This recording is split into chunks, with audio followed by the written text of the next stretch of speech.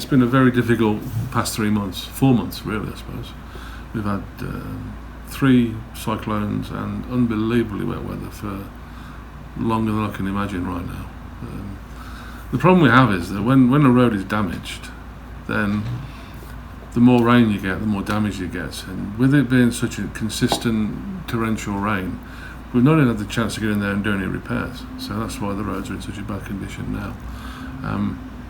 A good example of the comparison of a rehabilitated road and a pothole repaired road is if you look at, say, for example, Prince's Road. There are 4 or 5 locations along Prince's Road between Tadirua down to the Australian Embassy roundabout that are in really bad condition.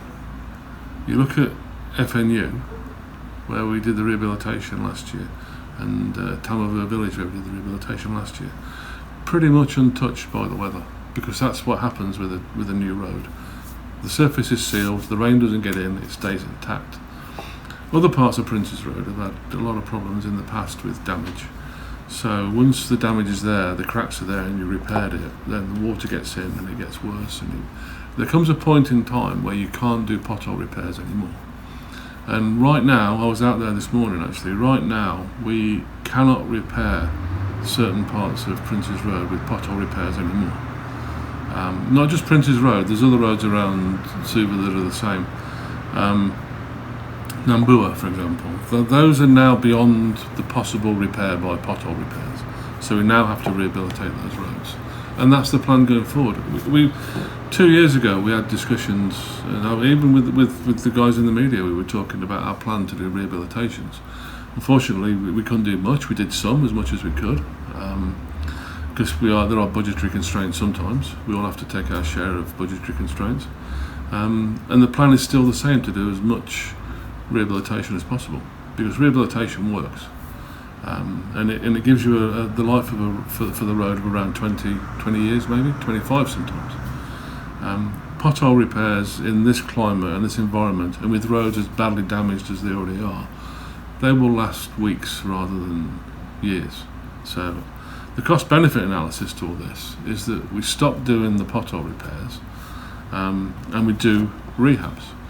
The rehabs are more expensive, but say the cost benefit analysis is a factor of 7 or 8 at least. So we'll spend as much money in maybe 3 years on doing pothole repairs as we would do on a rehabilitation of that section of road.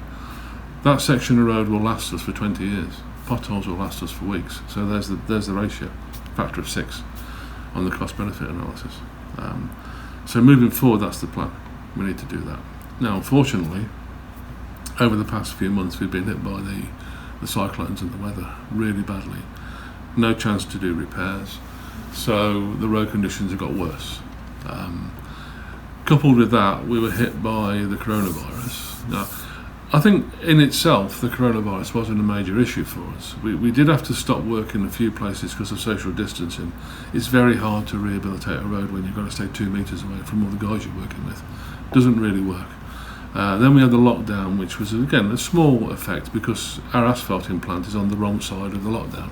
So we couldn't put asphalt on the roads because the asphalt plant's over in Nasuri. But those are the kind of side effects of the coronavirus. The big effect of the coronavirus was that everybody had to contribute to the budgetary change, and we were hit on the budget like everybody else was. We had to make adjustments. We're still adjusting now. We're working with the Ministry of Economy and the Ministry of Infrastructure to make sure that we can actually do the job we need to do to make the roads better. And we've got, right now, as of today, we've got about 16 teams in the Central Division improving the roads and repairing them. And what we're not doing, unless they're isolated individual potholes, we're not doing the pothole repairs everywhere. We are starting to take out sections, maybe 5 meters by 4 meters, and doing a patch rehabilitation. There'll be other areas where we want to take out maybe 30, 40, 100 meters of carriageway and do a rehabilitation there. Like I say, this all costs more than pothole repairs, but the life you'll get in the road is so much more. And it's not only the benefit to the road and the longevity of the road, you also get less congestion. You get less irritation, less stress, less problems for the road users when you've got better roads to move on. Going down Queen Elizabeth Drive now is very bumpy. You get to the far end near the ANZ Stadium, that was resealed about 2 years ago. It's very smooth. That's what we're trying to achieve. We're trying to take the road from the condition of Queen Elizabeth Drive at one end or Prince's Road in one location and turn it into other parts of the same roads that have been rehabilitated. And I think people can see the difference. You drive along Prince's Road, and FNU is a great example because you've got some very poor road as you come from Dolowitsuva towards FNU. There's a very poor section there, which will be rehabilitated very soon, hopefully. Once you've got through that, you hit this pristine piece of road, and that's the comparison we're trying to get to. And potholes don't work anymore. So there we are.